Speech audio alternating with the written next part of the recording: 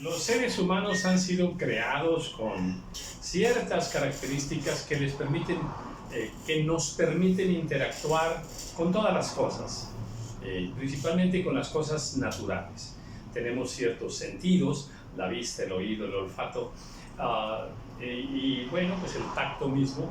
Y por medio de estos sentidos, los naturales, que repito, también existen los espirituales, podemos percibir las cosas que nos rodean, todo lo que está ahí alrededor nuestro. Y esa percepción de las cosas se puede dar, digamos, en dos sentidos. Uno de ellos, bueno, pues percibimos las cosas así a primera vista, a primer sentir, o sea, por encimita, nada más de una manera muy realita. Y es lo que está más cerca de nosotros. Y nos damos ideas de las cosas, interactuamos con ellas, las valoramos, en fin. Pero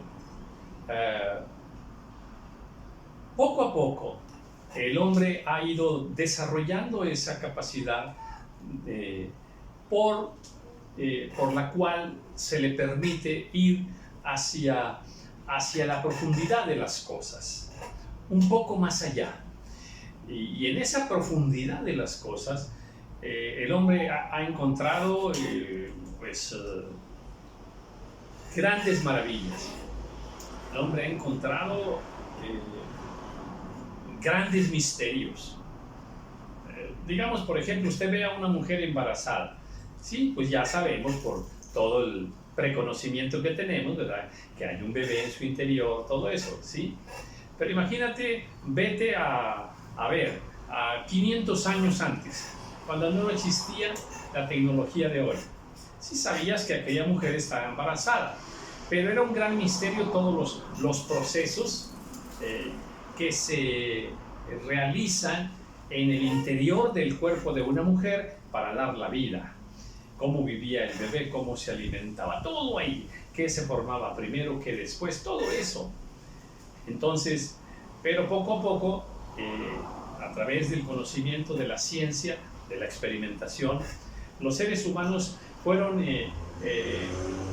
descubriendo en la profundidad de donde se gesta la vida, pues fueron descubriendo maravillas, grandes misterios.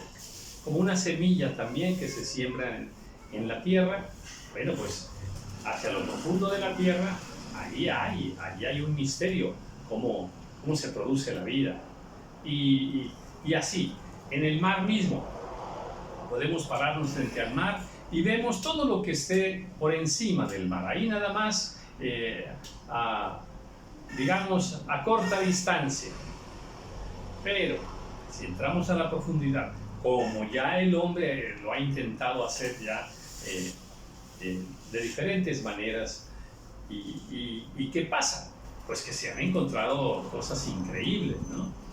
En la tierra igualmente, grandes yacimientos de minerales importantes, muy valiosos. ¿Dónde están?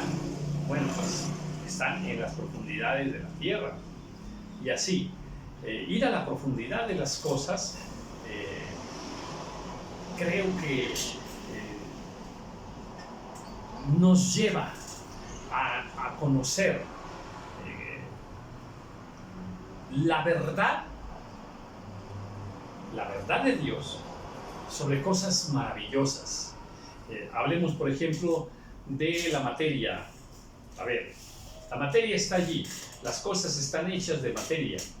Bueno, y se empieza a revisar, se empieza a analizar, y se encontraron los elementos que forman las cosas. De qué está hecho el sol, de qué está hecha el agua, y así, una piedra. Y el hombre fue a lo profundo de estas cosas, y ¿qué encontró? Pues encontró los átomos, encontró las moléculas. Después fue a lo profundo de ellas y encontró los electrones, los protones, los iones. Entonces, ¿y cómo se relacionan? La energía que se produce dentro de ellos. Y es fantástico ir a lo profundo de las cosas, ¿eh?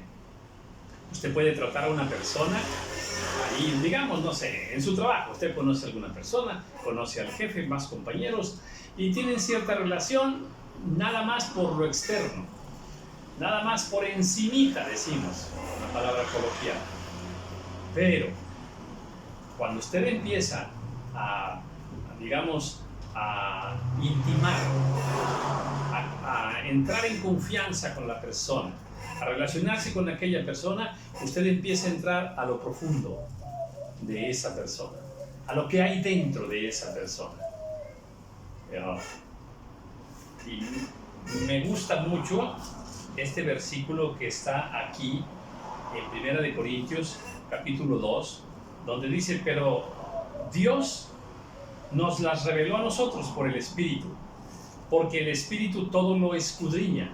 Y luego dice: aún lo profundo de Dios. El Espíritu todo lo escudriña.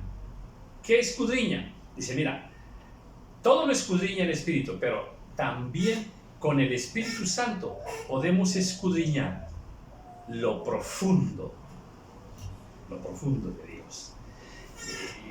Y esas ya son palabras mayores, ¿sí? Empezar a escudriñar, a asomarse, a conocer lo profundo de Dios. Estamos entrando a eso que no se ve tan fácilmente de Dios. Estamos entrando a lo profundo de su corazón, a lo profundo de su alma. Y eso es otro nivel. Es otro nivel totalmente, ¿eh? Muchas personas, aún hijos de Dios, conocen a Dios nada más por fuera, por encimita nada más. Pero Dios quiere que lo conozcamos yendo a lo profundo. Y comento esto porque voy a iniciar el capítulo 28 del libro de Isaías. Y bueno, pues una cosa es leer la palabra así por encimita nada más, con una forma muy superficial. Y otra cosa es leer la palabra, pero ir a lo profundo de la palabra del Señor. Entonces, pues hagamos este ejercicio. Vamos a tratar de sumergirnos en las profundidades de la palabra de Dios. Y definitivamente cuando hacemos eso, encontramos grandes tesoros. Capítulo 28. Ay de la corona de soberbia de los ebrios de Efraín, y de la flor caduca de la hermosura de su gloria, que está sobre la cabeza del valle fértil, de los aturdidos del vino. Qué palabra, ¿eh? Qué palabra. Y lo que nos enseña aquí, ¿eh? Qué tremendo cuando una persona pues se deja llevar por la soberbia. Que la soberbia, bueno, pues tiene muchos matices, ¿eh? Y aplica a muchas formas de la vida de una persona. Pero aquí nos dice que aún esa soberbia tiene una corona. Imagínense ser coronado como el rey de la soberbia. Qué tremendo, qué pecado tan tremendo, ¿eh? Y luego dice la soberbia de los ebrios. La soberbia de los ebrios. Mire, una de las razones que lleva a las personas a emborracharse es la soberbia. O sea, la Biblia nos enseña en 2 o 3 versículos diferentes que los soberbios se emborrachan. Se lo voy a decir de otra manera, que los que se emborrachan son muy soberbios. Es una de las razones que lleva a emborracharse, la soberbia. Y la flor caduca de la hermosura de su gloria. Sí, ahí está. Los soberbios se sienten lo máximo, se sienten únicos, ¿verdad? Aman aman la gloria humana, desde luego. Bueno, esa gloria va a perecer. La flor, la belleza de esa gloria estará caduca, se terminará. Y dice luego, versículo 2, he aquí Jehová tiene uno que es fuerte y poderoso, como turbión de granizo, y como torbellino trastornador, como ímpetu de recias aguas, que inundan con fuerza, que inundan con fuerza derriba la tierra. Bueno, pues Dios tiene armas secretas, muchas armas secretas. Tiene plagas por allí que a la hora que Él dice actúan. Tiene ángeles que a la hora que Él dice actúan. Entonces, aquí dice el Señor que Él dice, tiene uno que es fuerte y poderoso. No nos describe más, pero que está a las órdenes de Dios. Todo lo creado está bajo el poder de Dios, bajo la mano del Señor, y obedece al Señor cuando Dios quiera. Aún reyes, él puede usar una nación contra otra nación, y la nación que viene contra otra nación ni siquiera se imagina que es Dios quien le está moviendo a ese rey a invadir, a actuar, a atacar. Sin embargo, todo eso está controlado por el Señor, en su plan perfecto. Con fuerza derriba a tierra. Con los pies será pisoteada la corona de soberbia de los cedros de Efraín. Es una palabra fuerte contra este pueblo, el pueblo de Efraín. Algo ha de haber hecho. Muchas cosas ha de haber hecho. Ya para cuando Dios llega a dar una palabra como esta, es porque, déjame decirlo, porque Dios ya se cansó. Porque el tal Efraín ya se lo merece. El tal Efraín ya se lo merece.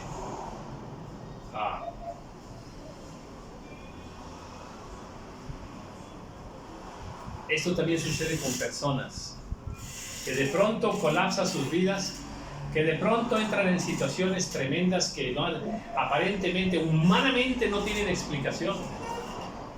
Pero de pronto todo se les cae. De pronto entran en un abismo, caen a un abismo profundo. De pronto su gloria termina, sus riquezas terminan, su salud colapsa, la familia se le destruye. Y a veces nosotros tenemos cierta conmiseración con ellos, pero ni siquiera sabemos por qué Dios ya tomó una medida tan dura, tan extrema. Porque nosotros conocemos las cosas por encimita, nada más así para la superficie. Pero Dios sabe cómo está aquel corazón, aquellos pensamientos que hay en su interior, aquello que piensa en las noches, en las madrugadas, aquellos pecados ocultos. Dios conoce el adulterio de aquella persona, el odio. Dios conoce nuestro interior. Entonces muchas veces pues ya Dios da una palabra tan dura como esta contra una persona y colapsa la vida de aquella persona. Y será la flor caduca de la hermosura de su gloria, dice, que está sobre la cabeza del valle fértil, como la fruta temprana, la primera del verano, la cual apenas la ve, el que la mira se la traga tan luego como la tiene a mano. En aquel día Jehová de los ejércitos será por corona de gloria y diadema de hermosura al remanente de su pueblo. Bueno, usa la misma analogía, una para destruir a los extraviados, a los rebeldes, a los perdidos, y otra analogía con esto mismo, pero para engrandecer el remanente fiel. En muchas ocasiones Dios nos describe cuando viene un tiempo de perdición en un pueblo, en una nación, pero como Dios es fiel a su pacto, siempre Dios deja un remanente, un grupo de personas que siguen confiando en Dios, que siguen creyendo en el Señor, que siguen esperando en Él, que lo siguen amando, que lo siguen adorando, que lo alaban, que se esfuerzan en obedecerlo. Siempre hay un grupo de personas que queda ahí, un remanente. Y Dios lo hace para que ese remanente siembre la semilla, la buena semilla, en la generación que sigue. Y así se va de generación en generación, se va perpetuando el amor a Dios, la fe en el Señor. Y Dios va guardando su palabra y la va llevando de generación en generación, pero muchas veces es a través de un remanente fiel. Cuando el diluvio, la humanidad estaba extraviada, pero hubo un remanente, Noé y su familia, y ese remanente continuó sembrando el temor a Dios, el amor a Dios. Y así lo ha hecho el Señor muchas veces. Entonces aquí dice, en aquel día Jehová de los ejércitos será por corona de gloria y diadema. ¿A quién? Corona de hermosura. ¿A quién? Al remanente de su pueblo. A ver, la parte mala de Sodoma y Gomorra, soberbia, pecado, todo, desviación, inmoralidad. Esa es la parte mala. Diadema de soberbia. Pero la parte que todavía le cree a Dios, la parte que todavía ama a Dios, pues ahí estaba en Lot. Bueno, para Lot, una corona de hermosura, una hermosa corona de fidelidad.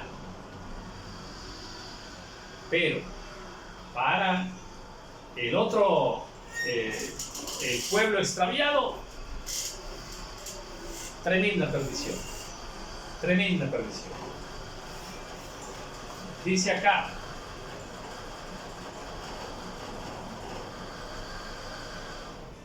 y por espíritu de juicio, al que se siente en juicio, y por fuerzas, a los que rechacen la batalla en la puerta. Bueno, aquí sí habría que ir un poquito más a lo profundo para tratar de encontrar alguna revelación que acomode perfectamente con esta condenación que Dios está dando a Efraín. Lo voy a repetir otra vez, desde el 5. En aquel día Jehová de los ejércitos será por corona de gloria y diadema de hermosura al remanente de su pueblo, y por espíritu de juicio al que se sienta en juicio, y por fuerzas a los que rechacen la batalla en la puerta. O sea, a los fieles, a los fieles. Para los fieles, para los que tienen el buen juicio, porque hay que juzgar las cosas, hay que juzgar las cosas y juzgarlas correctamente. Entonces, para los que tienen el buen juicio, habrá buen juicio de parte de Dios. Y Dios les dará todavía fuerzas. Qué hermoso, ¿verdad? A los que rechazaron la batalla en la puerta. Yo me imagino que pues está hablando de una batalla de perdición, donde muchos se involucraron en aquella batalla, pero algunos dijeron, no quiero entrar yo en eso, yo no quiero comer de eso, yo no quiero actuar como los demás, yo no quiero ir a ese desfile de inmoralidad como todos, yo no quiero hablar el pecado que ahora te quieren imponer que lo hables y que lo creas, anulando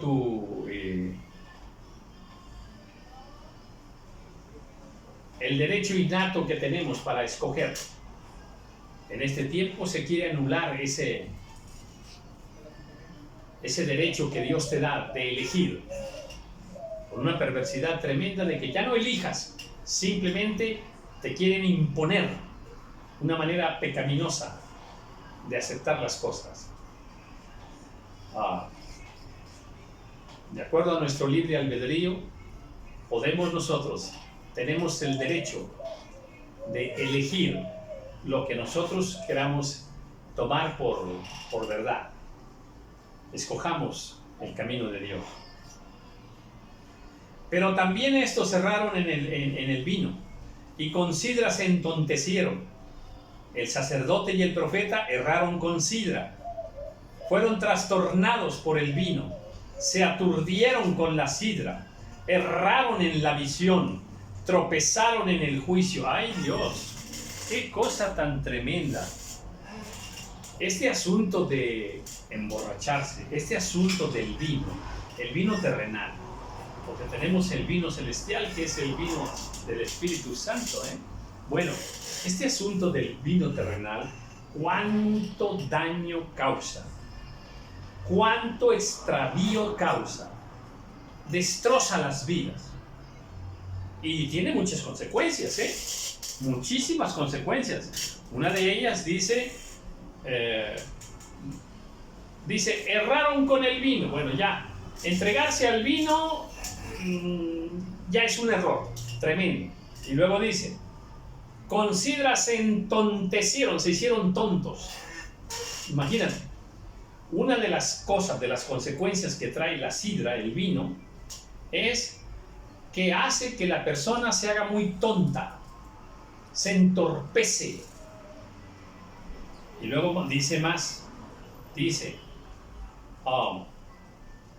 el sacerdote y el profeta erraron con sidra. O sea, no importa que seas una sierva de Dios, un siervo de Dios. No importa que tengas un ministerio. No importa que tú te creas muy espiritual o que los demás te tienen por muy espiritual. Embriágate con cosas de pecado. Embriágate con cosas de maldad. Embriágate con el vino.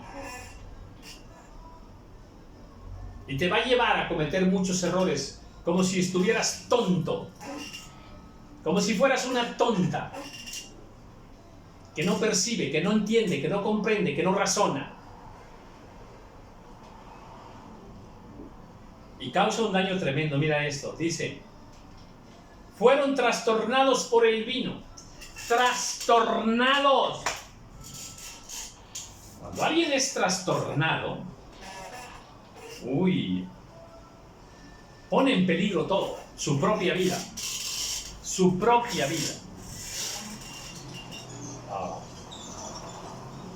echa a perder todo lo que construyó, se le derrumba, todo se le trastorna, su vida, su salud, su economía, su familia, su matrimonio, su trabajo. Ya no lo quieren en el trabajo, todo se trastorna. Dice, se aturdieron con la sidra, erraron en la visión. Esto de erraron en la visión es muy delicado. Todos nosotros tenemos que tener una visión de las cosas, una visión en la vida, un propósito claro hacia dónde vamos.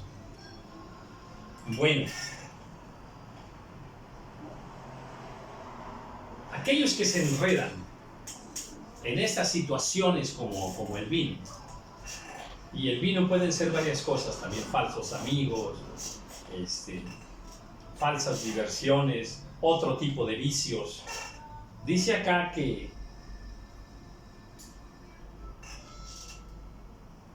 pierden la visión, ya no saben qué quieren, ya no saben a dónde van, ya no ven claramente las cosas, se pierde la visión. Y luego dice, tropezaron en el juicio. Ahora, esto ya es más delicado. Tropezaron en el juicio. Entiéndase, cada momento de nuestra vida, cada instante, tenemos que someter a juicio las cosas. Todo el día juzgamos algo y tomamos una decisión. Cosas triviales, ¿eh? Por ejemplo, ahorita afuera, aquí, bueno, ya no estamos tan, con la temperatura de 40 grados, pero estamos como a 37 grados aquí afuera. Entonces, yo sé que si salgo, pues voy a entrar en un calor tremendo. Bueno, cuando yo pierdo el juicio, ya no puedo juzgar esa situación, y a lo mejor me expongo, salgo y me siento afuera, pongo una silla afuera, y ya no juzgué correctamente el clima. ¿Qué va a pasar? Pues que puedo morir de una insolación.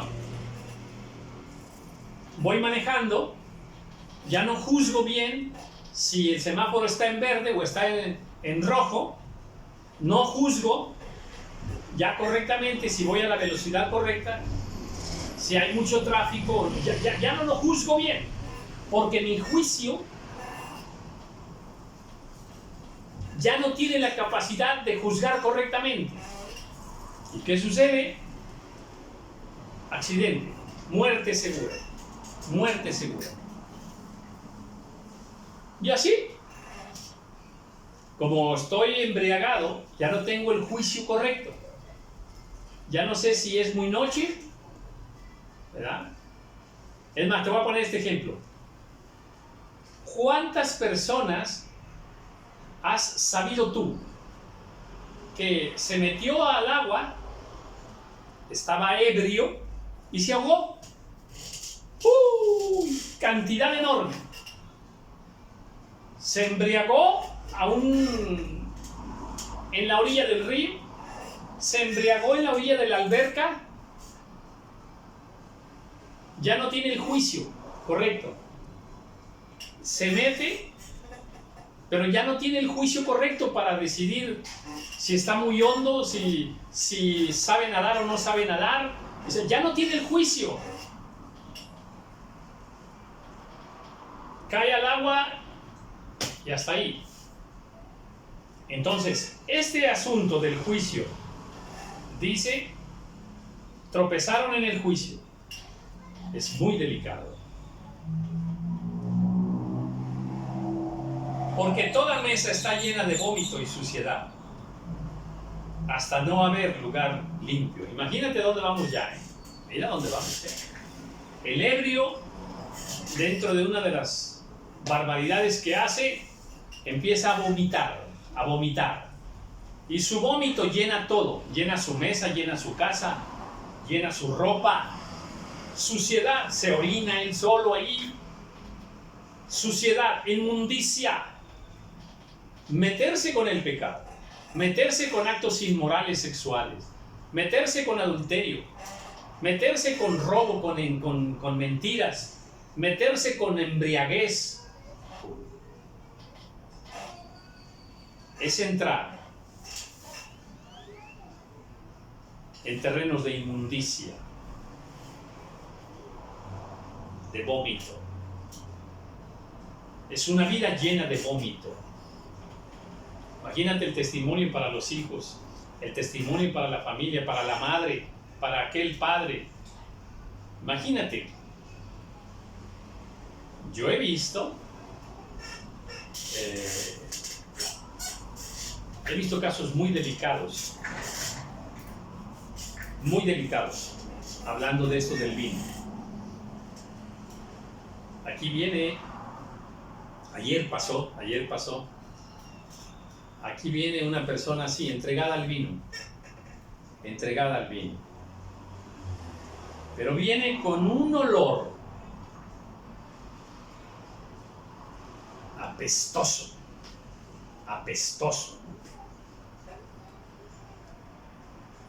y ya tiene el olor de los orines impregnado en su ropa, en su persona. Terrible.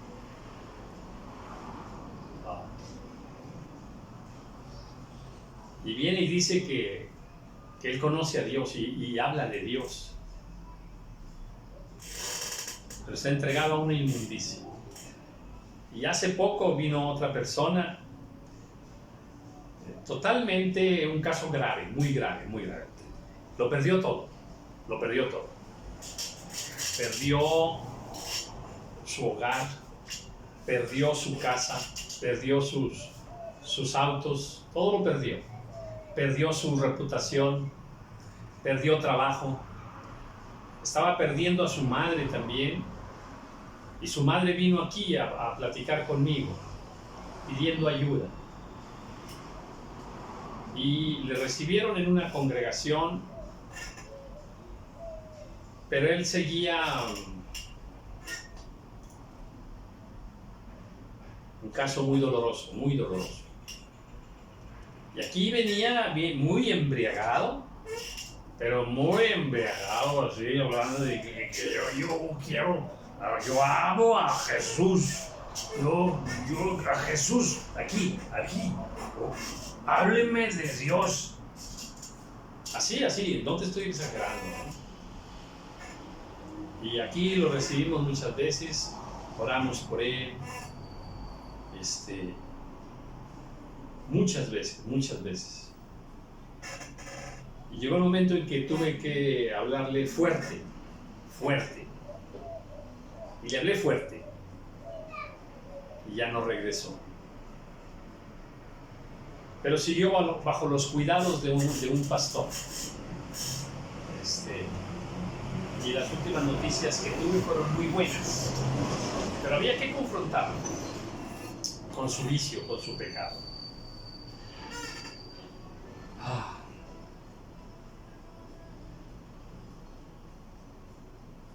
Sí, el vino así por encimita, por la superficie, bueno, parece ser como muy placentero, como que te da una gran alegría y todo eso. No, todo eso es mentira. Cuando vamos a lo profundo de las consecuencias de una vida desordenada, cuando vamos a lo profundo del vino encontramos rebeldía, encontramos soberbia, encontramos inmundicia. Por eso Dios aborrece que una persona se embriague, se ponga ebria, porque ya no está bajo el control del Espíritu Santo, está bajo el control de Satanás. Ahora Satanás gobierna su voluntad. Por eso es que ya no tiene un buen juicio de las cosas. Por eso es que después, ¿qué hice anoche? ¿Qué pasó? Oye, pues que mataste. ¿Cómo que maté a mi compadre? No, ¿cómo? Pues sí. En fin. Creámosle a Dios que Él tiene para nosotros una vida hermosa, verdaderamente contrastante con esta vida que llevaban aquí en Efraín. Dice ahora, ¿a quién se enseñará ciencia? ¿O a quién se hará entender doctrina? ¿A los destetados? ¿A los arrancados de los pechos? Pues no, porque son unos niños, son unos bebés. ¿Quiénes son los destetados? Los que de niños se les retira la leche materna, el pecho materno. Son los destetados. A ellos se les enseña la doctrina, la ciencia. No, porque todavía no la pueden entender. Dice, porque mandamiento tras mandamiento, mandato sobre mandato, renglón tras renglón, línea por línea, un poquito allí, otro poquito allá. Porque en lengua de tartamudos y en extraña lengua hablará a este pueblo, a los cuales él dijo, este es el reposo, dad reposo al cansado, y este es el refrigerio, mas no quisieron oír. Hay un tiempo para compartir, hay un tiempo para enseñar. A veces las personas no quieren oír, pero Dios tiene un tiempo para que les sea entregado el mensaje de Dios, la palabra de Dios. Entonces, cuando es un bebé, mire, dicho de otra manera, Una persona tiene 15 días de convertido al Señor. Pues es un bebé. No se le puede hablar todavía la ciencia cristiana, la doctrina cristiana profunda. No, se le va a dar la leche espiritual, porque todavía no puede entender, no puede recibir lo profundo de Dios, las grandes verdades del Señor. Dice que algunos, ¿verdad?, cuando se les dijo, mira, aquí está el reposo, aquí está el refrigerio, porque estar en Dios es tener una vida de reposo. Si usted es una hija de Dios o un hijo de Dios, que aunque es cristiano, tiene una vida llena de inquietudes, no vive tranquilo, no vive en paz, tiene muchos temores, muchas angustias, su vida está llena de problemas y problemas y problemas, perdóneme, pero usted no ha aprendido a reposar en Dios, usted no conoce a Dios. Dios es paz, Dios es amor, Dios es reposo, un corazón reposado, un alma reposada, que está tranquila, que vive en paz, porque tiene su mente, toda su mente entregada al Señor. Tú guardarás en completa paz aquel cuyo pensamiento en ti persevera. A usted le falta conocer la Biblia, por eso es que no tiene reposo. Debe tener una familia llena de reposo. Dice,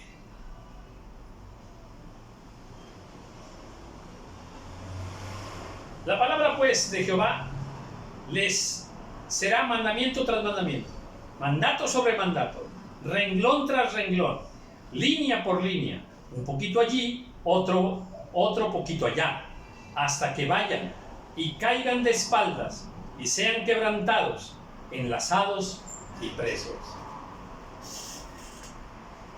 Finalmente el Señor quiere abrazarnos totalmente, llenarnos totalmente, pero para eso hay que amar el mandato de Dios. Un poquito allí, o sea, hoy un poquito, en la mañana un poquito, en la mediodía otro poquito, en la noche otro poquito, en la madrugada otro poquito, en el trabajo otro poquito, en tu casa otro poquito, en la iglesia otro poquito, un poquito aquí, un poquito allá, renglón tras renglón del mandato que Dios dio, de la palabra de Dios, línea por línea, así, completo, hasta que ¿qué? Hasta que caigamos totalmente llenos, totalmente rendidos, totalmente entregados, consagrados, plenamente llenos del Señor, llenos de paz, llenos de gozo, llenos de una tranquilidad que solamente nuestro Dios nos puede dar. La palabra pues de Jehová le será mandamiento tras mandamiento. Estás en casa, vives los mandamientos. Sales de casa, vives los mandamientos. Vas a negocios, vives los mandamientos. Vas al trabajo, vives los mandamientos. Hay que conocerlos para poder vivirlos. Mandato sobre mandato. Todas las cosas que Dios nos manda, debemos conocerlas, debemos apreciarlas, debemos aplicarlas, debemos vivirlas. Para eso nos las da el Señor. Renglón tras renglón, o sea, no te pierdas un renglón, una línea, hasta que vayan y caigan de espaldas y sean quebrantados, enlazados y presos. Sí, tenemos que ser quebrantados, quebrados totalmente, para que caiga todo lo que Dios quiere quitar de nuestra vida. Y luego dice, enlazado, sí, nada mejor que caer en los lazos del Señor, completamente atados al Señor. Y dice finalmente, y presos. Antes de conocer al Señor, Estábamos presos, éramos esclavos, pero del reino de las tinieblas. Ahora, ¿qué quiere el Señor? Que estemos presos en Él, que seamos esclavos de Él, que vivamos completamente para Él. Pero eso solo es posible cuando entendemos que mandamiento por mandamiento, mandato por mandato, renglón por renglón, línea por línea, todo lo que viene de Dios, que Él lo ha dejado para nosotros, es para llenarnos de su voluntad, para llenarnos de su presencia.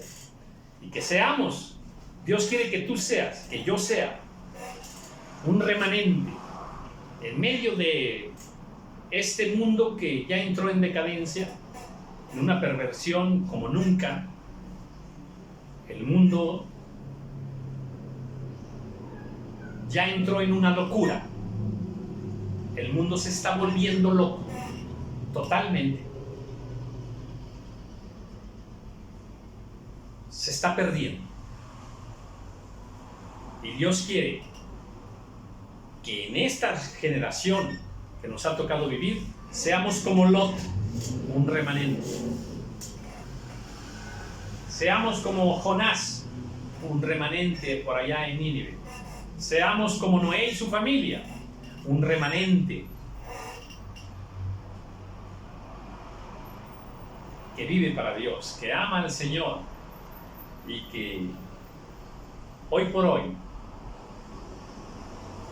nuestro gran tesoro, nuestra vida, está totalmente consagrada a aquel que merece toda la honra, toda la gloria, toda la alabanza, a aquel de quien es todo el poder, toda la sabiduría, toda la ciencia, toda la luz, toda la fuerza, aquel que es el principio y el fin de todas las cosas, que es Alfa y Omega, y que es Santo, Santo, Santo, Jehová de los ejércitos.